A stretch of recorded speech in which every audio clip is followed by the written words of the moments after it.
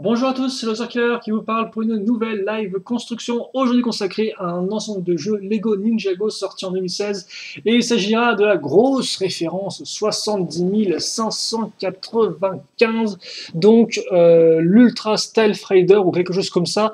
En tout cas, c'est un gros véhicule pour les ninjas, et ce n'est pas la première fois qu'on le voit, car en effet, ce modèle est une réimagination, un remake si vous voulez, et bien, du Ultra Sonic Raider sorti déjà en 2012. Voilà, donc ça remonte à 4 ans. Donc il est temps de voir effectivement ce qu'ont fait les designers avec ce modèle-là, comment ils l'ont amélioré, ce qu'ils ont changé. Bref, beaucoup de questions qui, je l'espère, auront leur réponse dans cette vidéo. Et c'est aussi, il faut bien le dire, donc en plus d'être une grosse boîte assez large, comme vous pouvez le remarquer, hein, donc ça c'est toujours plaisant à tenir dans les mains. C'est aussi notre avant-dernier modèle de cette seconde vague Lego Ninjago 2016, vague 2.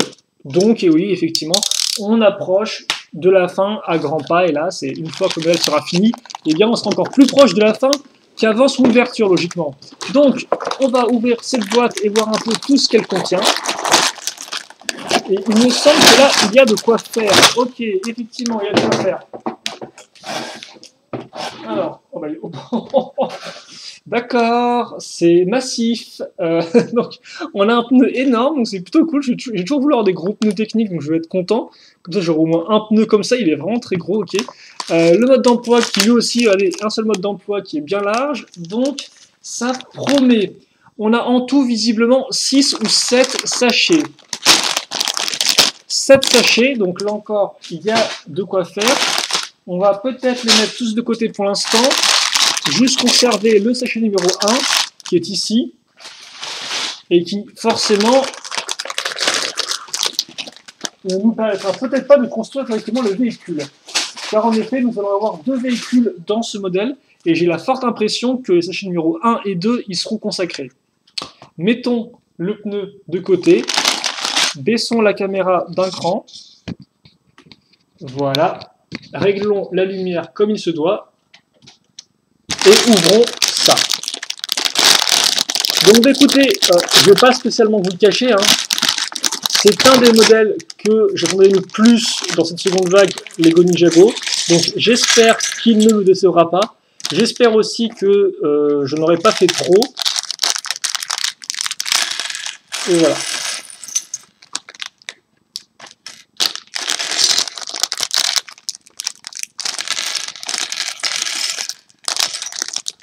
Alors là, par contre, effectivement, tout verser au même niveau, ça me semble être une idée assez peu intelligente, mais bon, on va voir ça après.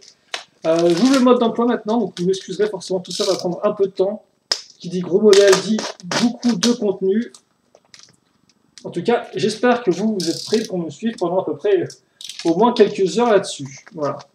Bien évidemment, avant de commencer, on va aussi, enfin, je vais aussi tout du moins vous montrer les autocollants qu'il y a dans ce modèle.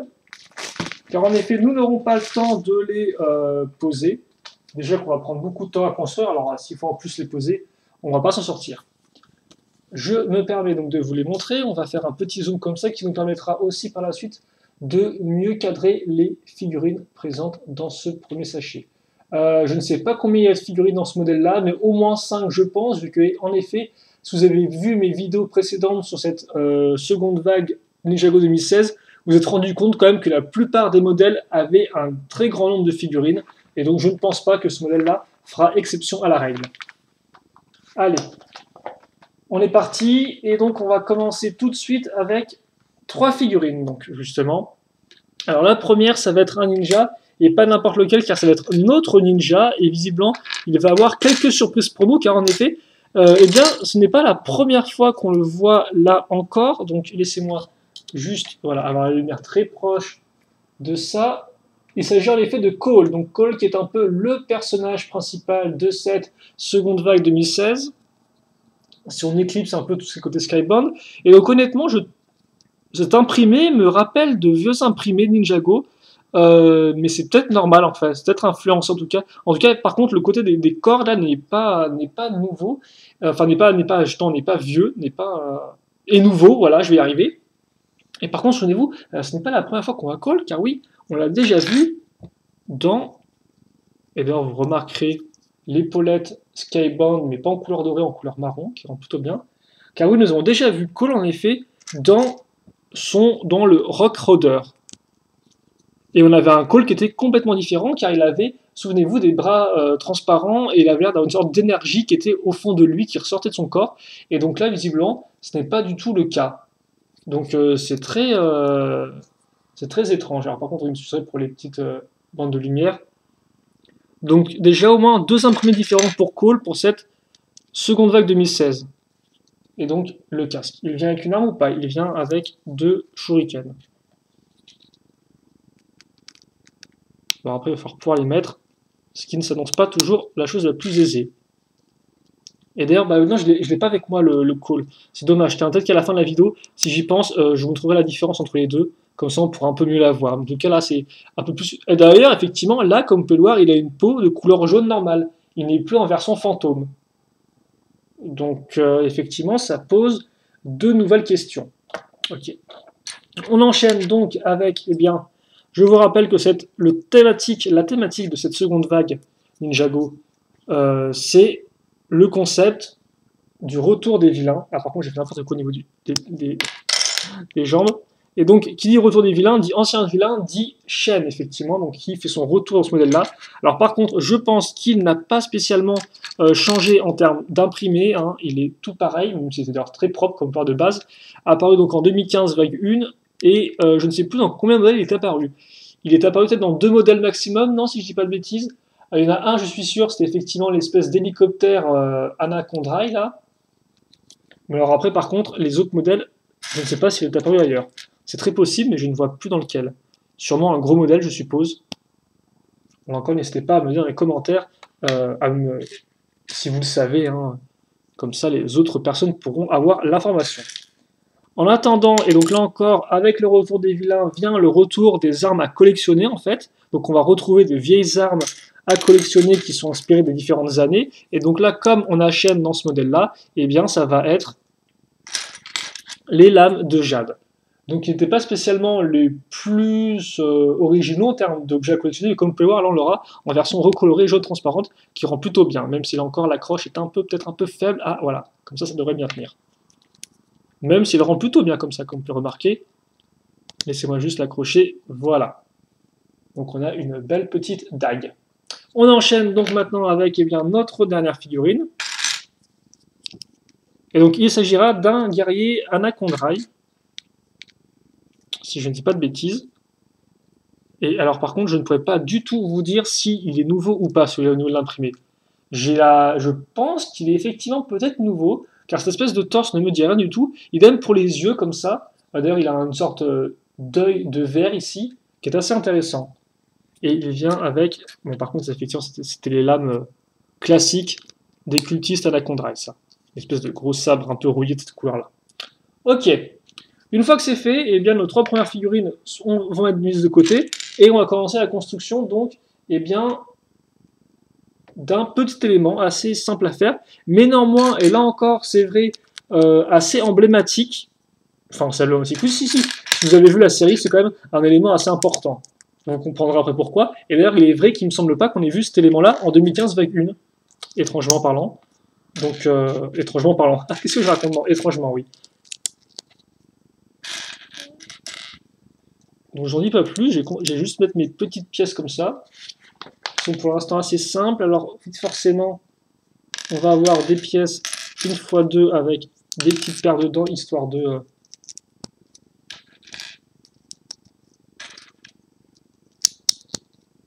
comme ça. Et donc on aura ça qui va partir en arrière là. Ce qui fait que nos pièces 2x3 vont quand même boucher, comme on peut remarquer, les tenons qui sont ici et là. D'accord?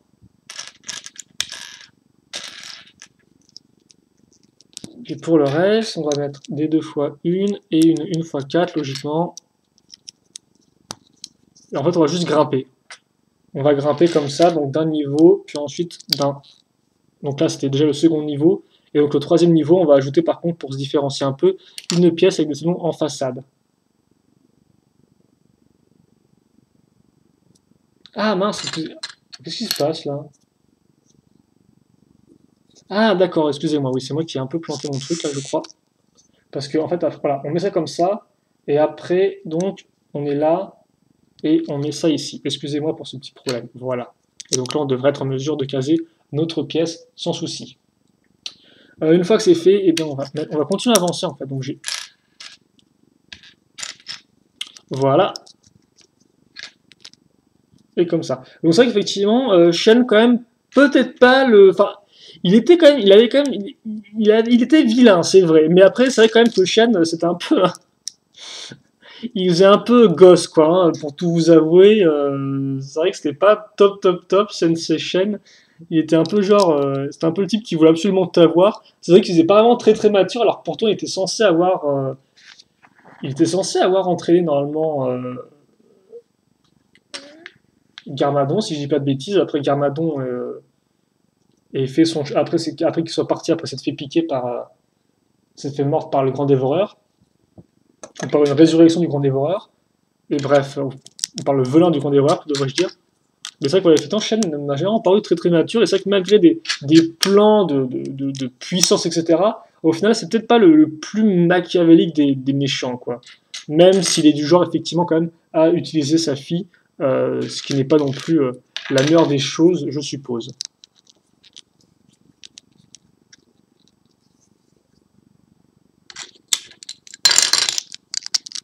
Mais bon, il est vilain, et comme vous pouvez le voir, ça se voit aussi avec toutes ces dents qu'il a sur ses structures, visiblement.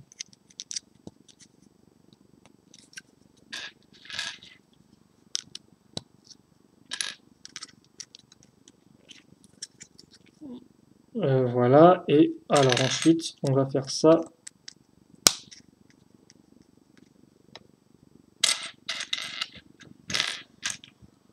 Alors on met ces pièces-là, et puis on va avoir le droit à des petites dents au bout, comme ceci.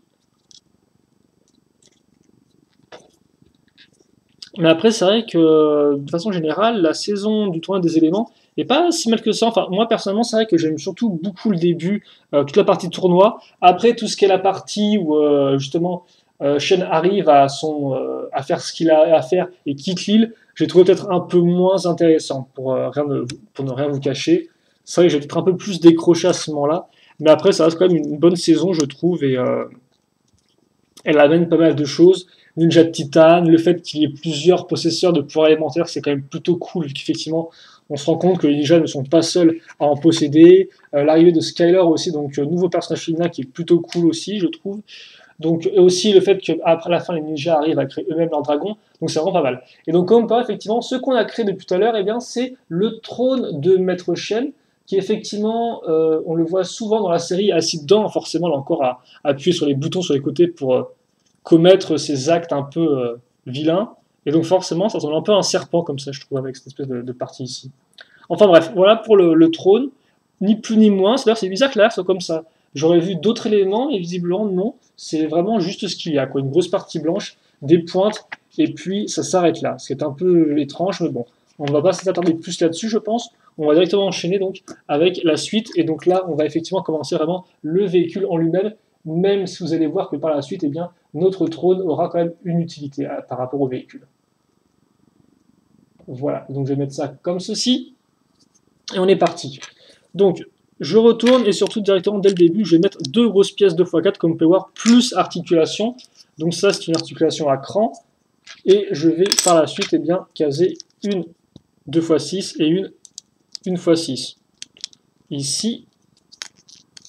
Ensuite,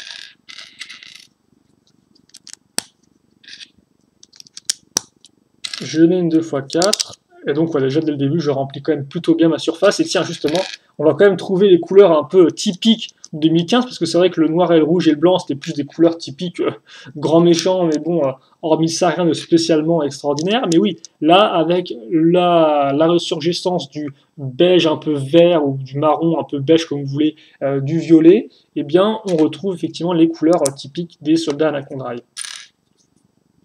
Et c'est vrai qu'effectivement, nous refaire encore un truc sur les serpents était personnellement pas mon côté préféré, je dois vous avouer, mais au moins ça permettait de bien conclure l'histoire avec la dernière tribu, donc, enfin le dernier camp des dernières tribus, c'est ça? Ou dernière famille de serpents, quoi, dont était issu notre ami Pythor.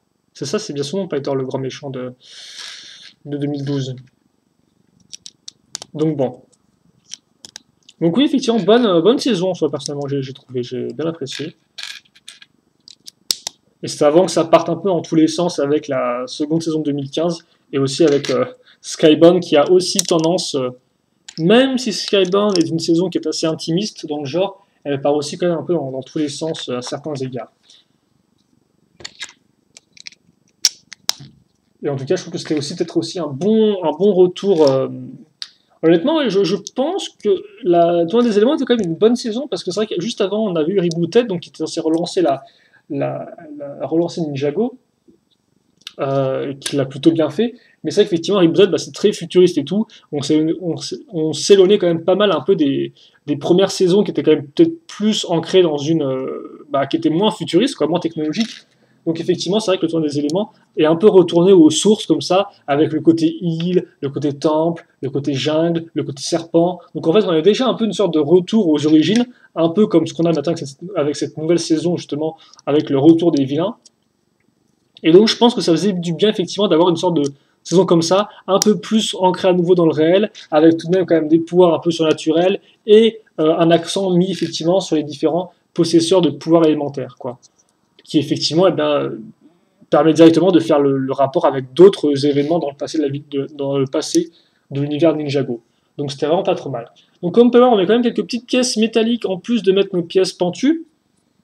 Alors, comme on peut remarquer, effectivement, bien, c'est un véhicule Anaconda, comme vous n'aurez pas remarqué. Hein.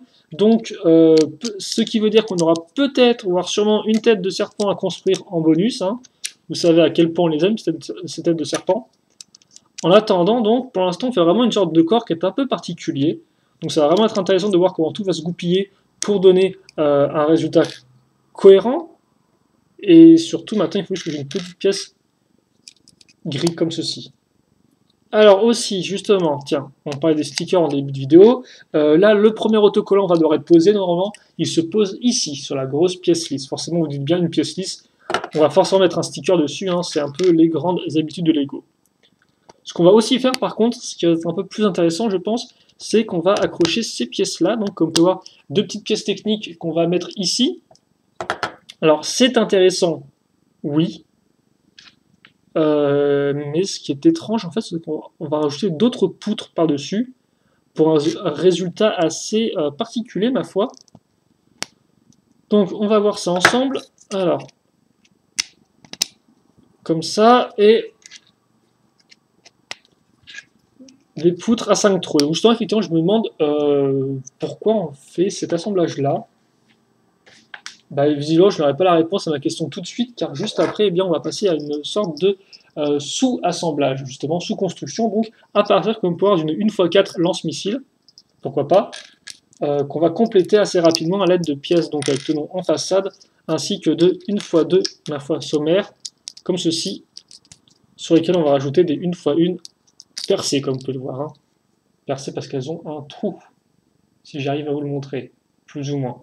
Non, j'arrive pas. Non, j'arrive absolument pas à vous montrer. Voilà, comme ça. Donc on a ça, et on casse ça ici, ce qui nous permet d'avoir un espace de 2x2 tenons. On l'utilise pour mettre la pièce circulaire avec un tenon, on casse la pièce grise ici, on met la pièce noire à ce niveau-là, si j'y arrive, merci. Et donc, voilà ce qu'on a pour l'instant. On retourne, hop, et on met cette pièce ici, avec une accroche circulaire. Et quitte à faire, on la maintient en place avec ça. Donc cette petite pièce supplémentaire qui va nous permettre vraiment de maintenir l'ensemble en place. On accroche ensuite une barre de 2, on case une arbalète, et préparez-vous plus ou moins à devoir faire ça une seconde fois. Alors par contre, là encore, c'est vrai que les arbalètes, il me semble, étaient quand même pas mal utilisées par les personnages Anacondrail. Même, c'est vrai, c'est que les arbalètes, souvent, vous avez au moins un méchant qui en tient une. Hein. Ça, c'est redondant. Et donc, visiblement, on aura des sortes voilà, d'armes catapultes, c'est ça? Monter sur des bras, c'est ça, peut-être? Bref, voilà pour ça. Et donc, oui, effectivement, ce que je disais, c'est qu'on va faire plus ou moins pareil maintenant de l'autre côté. Donc, je pense que ce sera pareil en tout point, tout du moins, pour la structure telle qu'elle. Après, peut-être que l'équipement lui-même va changer. Vu que je vois deux tronçonneuses là qu'on n'a pas encore utilisées, donc ça me fait poser quelques questions quand même. Ah mais non, visiblement ce sera exactement pareil en tout point. Donc ça comme ça, et puis après avoir accroché ça ici, l'ajout de pièces quart de cercle qui vont bien à ce niveau, enfin quart de cercle, des pièces un peu courbées comme vous pouvez le voir qui permettent de faire la liaison entre deux parties, une élevée et l'autre un peu moins. La petite pièce grise, et donc effectivement c'est après qu'on va faire intervenir les petites pièces restantes. Mais comme pas, effectivement, et comme je l'ai dit en début de vidéo, ce sachet-là ne permettra pas de terminer le véhicule qu'on est en train de construire. Tout au plus permettra-t-il de terminer effectivement le trône ainsi que les armes sur les côtés. Qui ne rendent pas si mal que ça, même si je dois vous avouer que c'est pas... si ce set-là me fait autant envie, c'était pas spécialement pour le petit véhicule de Maître Chêne, hein, pour tout vous avouer. Dont je n'étais pas spécialement fan de base, donc on verra un peu au fur et à mesure comment il avance. Hein. Et donc ça va se caser effectivement sur le PS 2x1 avec le connecteur. Je ne les ai peut-être pas mentionnés auparavant, mais effectivement, voilà. Donc ça c'est quand même... Par contre c'est quand même assez violent, ça va être une sorte de tronçonneuse sur le côté ici, c'est plutôt rentre dedans. Rapidement, niveau pièces restantes, et bien voilà ce que vous aurez. Donc comme power pas mal de pièces, donc de lames, ainsi que donc, un manche et tout en plus, ce qui peut toujours être utile. Voilà. Excusez-moi pour le petit problème de luminosité. Les bandes vont être retirées incessamment sous peu.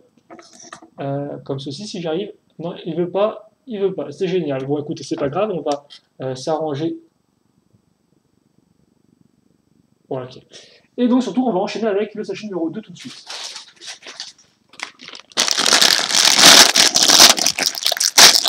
Car en effet, avec 7 sachets en attente, je pense qu'on peut se permettre d'en enchaîner quelques-uns, quitte à faire des vidéos un poil plus longues.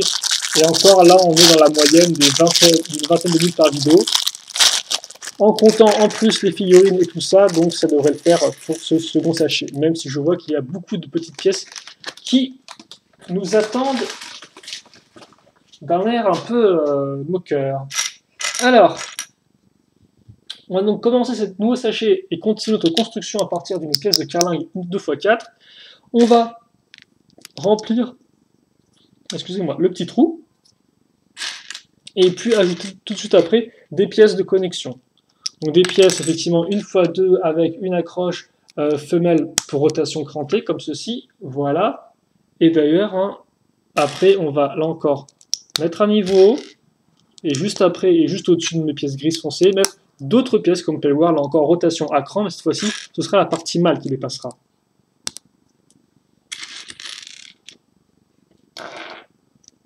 On met ça ici, on accroche ça là, et on n'oublie pas non plus de caser des pièces pentues et de redonner un peu de couleur à l'ensemble.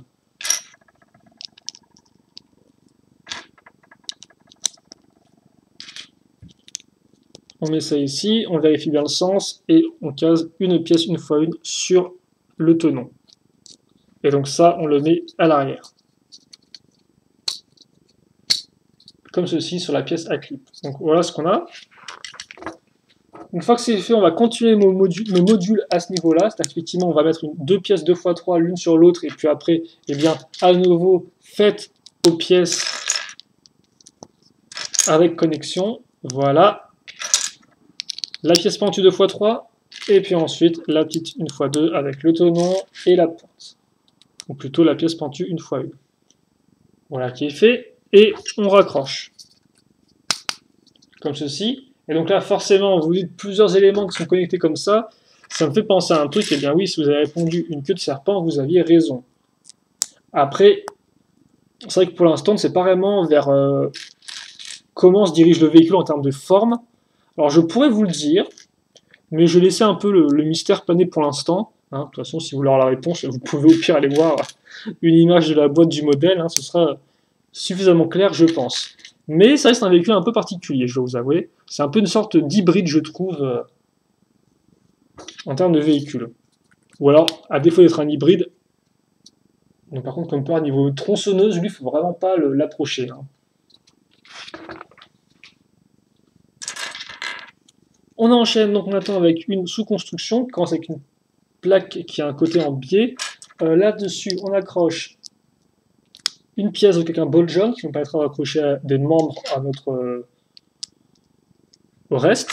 le plus généralement c'est ça. Là encore, on va utiliser juste deux tenons pour accrocher notre 2x2 avec eh bien, un élément cranté, comme ceci, et on accroche ça là. Enfin, histoire d'amener quand même un peu plus de détails, on met des petites pièces noires ici et là pour relier deux hauteurs différentes. Et donc là, on devrait avoir effectivement, comme on peut voir, un membre qui a déjà une inclinaison particulière à 90 degrés. Ça, on l'accroche ici. Voilà. Logiquement, vous doutez bien que ça, eh bien, on va le retrouver une seconde fois.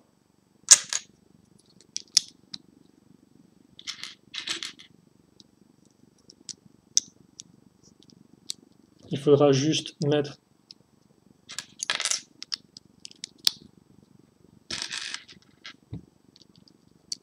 les 1x2 ici, comme ceci, et puis mettre l'accroche là. Une fois que c'est fait, là encore, on a ça. Donc on pourrait se demander si c'est un véhicule volant ou pas, mais vous devrez avoir une réponse assez rapide à vos questions, ou plutôt à cette question en particulier, parce que juste après, on va prendre quelques éléments techniques, donc, comme ceci, puis après, ce pied qui est tout fait, comme vous pouvez voir, donc qui est apparu pour la première fois dans le thème Lego Hero Factory, donc les figurines d'action à construire, hein, qu'on fait aussi d'ailleurs sur la chaîne au passage. Enfin, à l'époque c'était Hero Factory, maintenant c'est devenu Bionic, enfin c'est redevenu Bionic.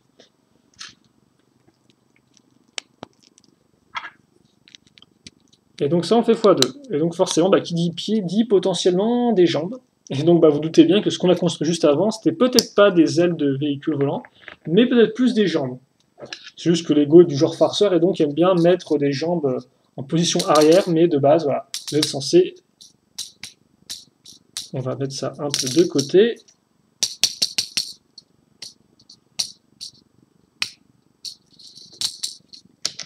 Comme ceci. Accrochez ça là, et donc, effectivement, vous comprendrez qu'on va avoir une sorte, au final, de méca pour chaîne, mais un méca un peu particulier, je dois vous avouer. Hein. Parce que là, on n'est pas vraiment du méca bien propre humanoïde, mais plus un méca avec deux jambes et surtout des armes ensuite par la suite. En attendant, on n'a pas terminé, comme quoi, même si vous voyez clairement le type de pièces qui nous reste là, du gris et du marron beige. Donc on va commencer avec des petites pièces d'articulation, de toute façon vous allez en avoir pas mal je pense, comme ceci. C'est pas plus compliqué que ça, et ça va directement venir s'ajouter ici. Après c'est vrai par contre c'est dommage parce que c'est vrai que des mechas comme ça, donc vraiment du type avec deux jambes, un cockpit et des grosses armes sur les côtés, on n'en a pas tant que ça en Lego si je dis pas de bêtises. Hein. Peut-être qu'effectivement les mechas du genre qui ont deux bras, deux jambes parlent plus aux enfants, ce qui est possible. Donc c'est vrai qu'on a pas beaucoup de mechas de ce type-là. Hormis quelques exo-armures de temps à autre dans certains modèles promotionnels. Et donc c'est vrai qu'effectivement, lui, je sais pas trop si on doit le compter parmi les autres mechas Exoforce. Ninjago ou pas, vu qu'effectivement il est quand même un peu différent en termes de design. Dites-moi ce que vous en pensez, si pour vous, effectivement, il peut rejoindre les autres mechas, comme par exemple celui de Nia, celui de Kai, celui de Jay, etc. Quoi, ou s'il est plus à part. Ça peut être intéressant, effectivement, d'avoir votre avis là-dessus. En attendant, on va donc enchaîner avec une petite 2x2, sur laquelle on va caser deux petites pièces une fois une, justement, donc tout est petit avec moi, et des tenons en façade, comme ça. On accroche ça ici, et logiquement, on n'est pas à niveau. Pour être à niveau avec le reste de notre structure, on va mettre une pièce avec une accroche pour changer. Voilà. Et puis on va continuer. Au final, eh bien, bon gré mal gré, on est en train, je pense, de construire une tête sans vraiment s'en rendre compte. Mais en tout cas, déjà, on construit un escalier sans s'en rendre compte. Et donc forcément, les escaliers, eh bien, ça nous permet de caser des pièces comme ceci. Voilà.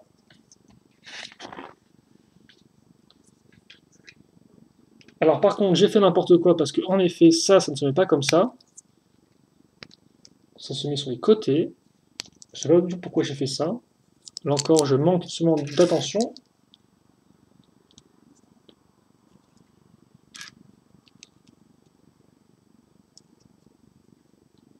Voilà.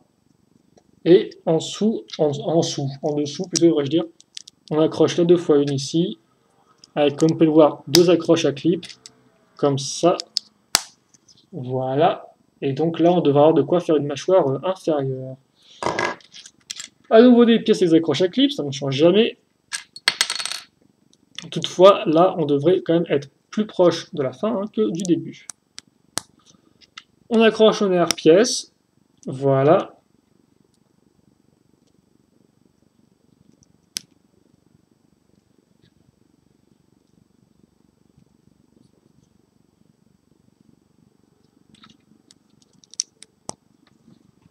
Et par contre, je pense que ça va être la fête aux dents. Ouais, ça va être la grosse fête aux dents. Par contre, comme vous avez pu remarquer, au final, il n'y a pas de sticker. Hein. À part celui qu'on a vu un peu au début de construction, il n'y a rien d'autre.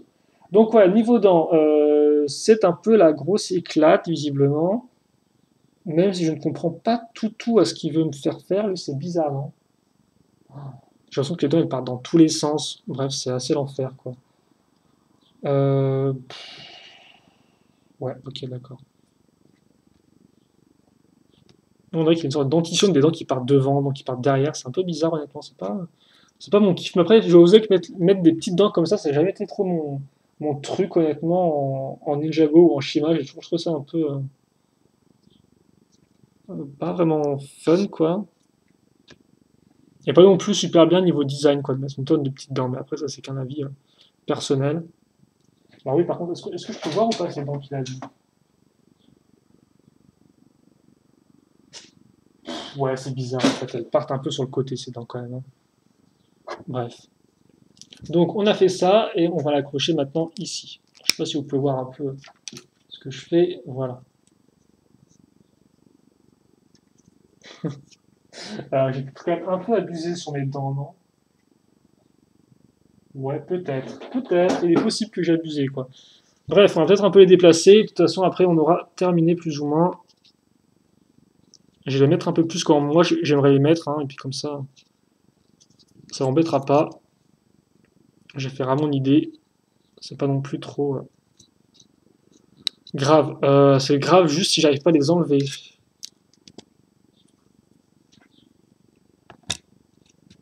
Donc comme vous pouvez le voir, il nous restera aussi des missiles à mettre. Mais à part ça, eh bien, on aura terminé notre personnage, notre machine, plutôt devrais-je dire.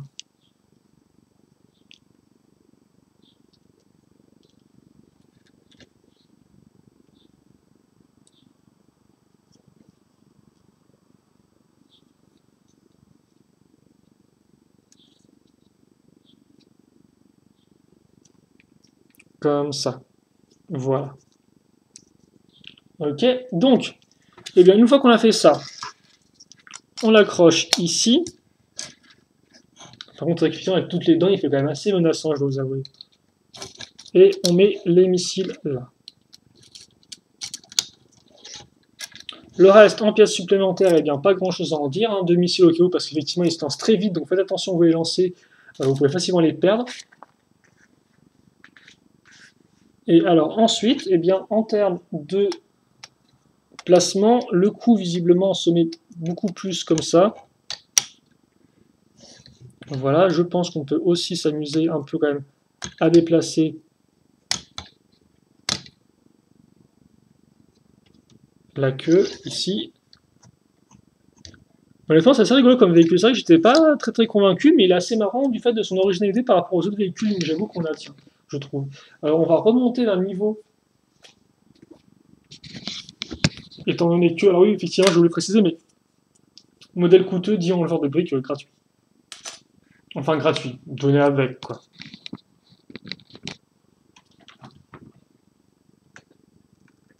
Voilà, donc on va changer un peu de focus, et donc vous pouvez peut-être vous demander effectivement à quoi sert le trône. Eh bien le trône sert à être mis ici, directement. Donc après, il faut aimer effectivement ce côté-là.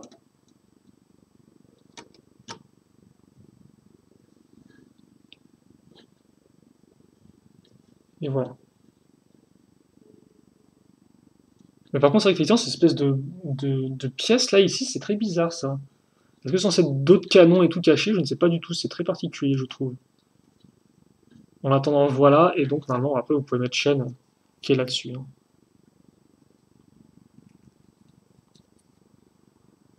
Après par contre, logiquement, chaîne était censé être enfermé dans le territoire des ombres, un truc comme ça, donc je sais pas comment il a fait pour revenir.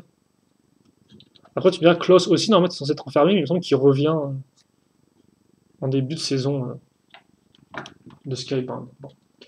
Voilà donc effectivement pour cette partie-là.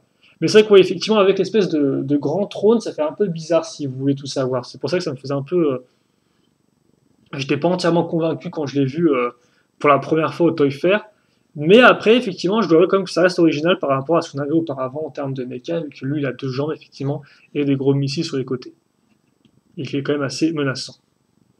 Donc ouais, effectivement, et puis vous pouvez quand même rajouter ça en tant que véhicule, parce que c'est vrai qu'au final, bien, Sean n'avait pas vraiment de véhicule à lui dans 2015. Il était dans l'hélicoptère, mais c'était pas vraiment lui qui le pilotait, quoi. Donc là, il aura vraiment son espèce de véhicule à lui tout seul et tout.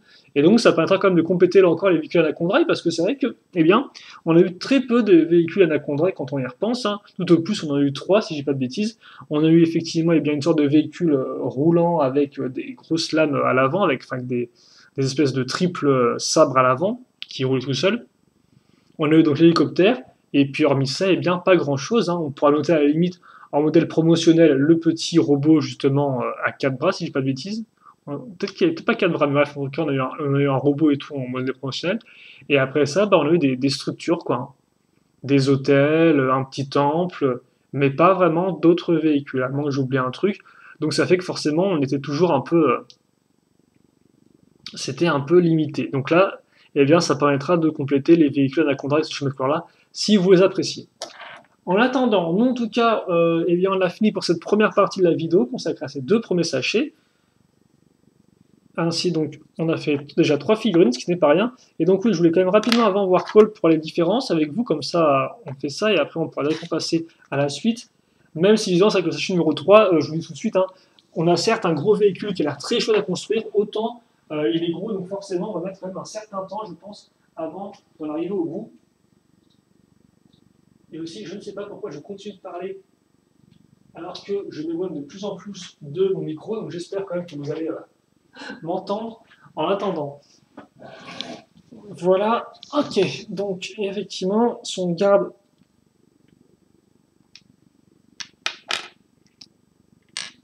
Ah mais oui, effectivement, j'ai même pas remarqué, mais c'est vrai que là, même dès la version de son Rock Roder, en fait, eh bien Cole, il avait retrouvé un visage jaune. Je n'avais même pas réalisé ça, effectivement. Comme quoi, que j'étais habitué à son visage jaune, donc j'ai pas pu se remarquer que ça. On va quand même rapprocher la caméra à fond, parce que vraiment, pour le noir, hélas, c'est nécessaire. Voilà. Donc comme Power, au final, l'imprimé des jambes est similaire, mais c'est vraiment tout le corps qui est différent.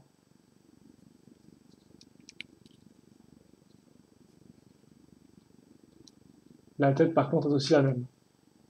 Et l'imprimé à l'arrière est différent aussi. Là, il y a une sorte d'accroche, alors que là, il n'y a rien du tout. Voilà. Donc comme ça, au moins, eh bien, vous connaissez ça. Par contre, ça m'étonne parce que je me demande où sont passés les différents ninjas, quoi, parce que... ouais. Bon, on en reparlera peut-être un peu... Non, quoi que si, on pourra maintenant, rapidement. Oui, c'est vrai qu'effectivement, de base, si j'ai bien compris, dans le Tumblr, donc on a Zane, c'est logique, donc ça fait un ninja déjà. Ensuite, le véhicule d'après, c'est le Rock Roder, donc dans lequel on a effectivement Cole, ainsi que le Ninja Pourpre, mais qui n'est pas vraiment, qui ne compte pas dans l'équipe principale. Après, on a Nia qu'on retrouve, mais néanmoins, c'est une Nia qui est version 2016 Skybound, donc qui n'a rien de différent au niveau de son imprimé pour son corps. Voilà. Et Renard, là aussi, ne fait pas partie des 4. On n'a pas non plus de ninja avec nouvelle tenue dans le Airjitsu Temple Grounds, parce qu'effectivement on a juste Nia et Lloyd en version Airjitsu, donc pas des versions un peu comme ça. Et après, eh bien, il ne reste plus que 2 modèles. Celui-ci et l'autre, et la caverne de Samurai X. Ben écoutez, je ne sais pas en tout cas, peut-être, je pense qu'on aura d'autres ninjas, mais je ne sais pas lesquels, donc on verra bien ça ensemble, mais ça me semble bizarre parce que je doute qu'on arrive à avoir Lloyd, Kai et Jay en 2 sets, je sais pas trop, avec nouvelle tenue. Étrange. Bon bref, on verra ça ensemble de toute façon, donc j'espère que vous en tout cas, vous avez apprécié cette première partie de la vidéo. Questions, commentaires, bien sûr, allez-y. Et puis nous, on se retrouve tout de suite après pour la seconde partie consacrée donc, au troisième sachet, dans lequel on va commencer donc, justement, à construire notre gros véhicule. Et donc vous allez voir, ce sera surtout de la base, de la structure. Donc peut-être pas le plus intéressant, mais néanmoins nécessaire pour arriver à un résultat concluant et ma foi joli. Allez, on s'arrête là-dessus et on enchaîne directement après parce que je n'ai pas envie de perdre de temps et je suis quand même aussi assez impatient de voir ce qui nous attend. Salut à tous et à toutes.